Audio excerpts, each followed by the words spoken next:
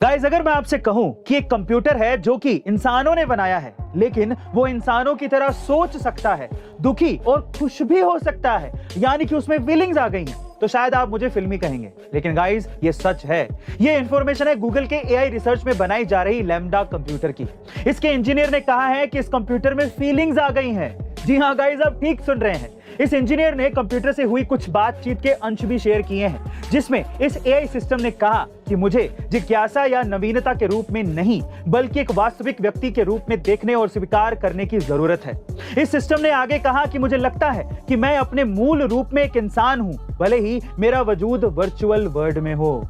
एक मशीन से इतना सब कुछ सुनना उस मूवी की याद दिलाता है जिसमें मशीनों ने दुनिया पर कब्जा कर लिया था। क्या आपको भी ऐसे कुछ महसूस हुआ? कमेंट सेक्शन में जरूर लिखिएगा। गाइस, क्या आप किसी देश के राजा यानी कि किंग बनना चाहते हैं? और अगर आपका ये ख्वाब है तो आपका ये ख्वाब पूरा हो सकता है। जी हाँ गाइस, आप ठीक सुन रहे हैं। एक्चुअली दुनिया में एक ऐसी जगह है जिसका नाम है बीर तवील, जिसका कोई भी राजा नहीं है। इजिप्ट और सूडान के बीच 2000 स्क्वायर किलोमीटर का ये इलाका किसी भी देश के कब्जे में नहीं है।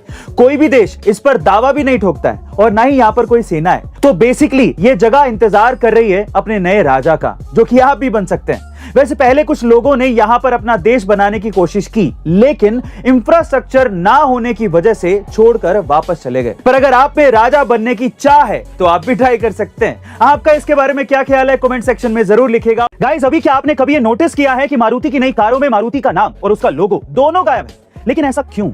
दरअसल इसकी कहानी शुरू होती है साल 1971 से, जब इंदिरा गांधी गवर्नमेंट ने आम लोगों के लिए सस्ती कारें बनाने के उद्देश्य से मारुति मोटर्स लिमिटेड की शुरुआत की थी। लेकिन अगले 10 सालों तक मारुति मोटर्स में कोई भी डेवलपमेंट नहीं हुआ और इसीलिए साल 1981 में इंडियन गवर्नमेंट ने जापान की सुजुकी मोटर्स के साथ हाथ मिला लिया।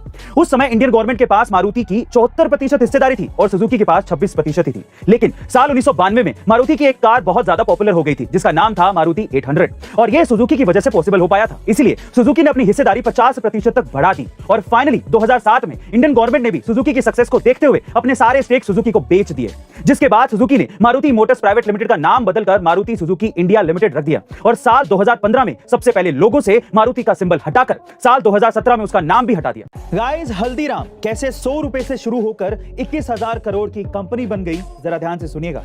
यह बात साल 1937 की है, जब हल्दीराम के फाउंडर गंगा अग्रवाल बीकानेर की सड़कों पर मूंग दाल बेचा करते थे। लेकिन साल 1947 में उन्होंने अपनी बहन की मदद से हल्दीराम की नींव रखी। दरअसल हल्दीराम का पहला प्रोडक्ट भुजिया थी, जिसकी रेसिपी उनकी बहन ने तैयार की थी और लोगों को इस भुजिया का टेस्ट इतना ज्यादा पसंद आया कि लोगों ने इसे अपना डेली स्नैक बना लिया और इसी प्रोडक्ट से हल्दीराम ने पूरे इंडियन मार्केट को कैप्चर कर लिया, जिसमें उन्होंने कोलकाता, नागपुर और दिल्ली जैसे बड़े शहरों में अपने ब्रांचेस खोल ली।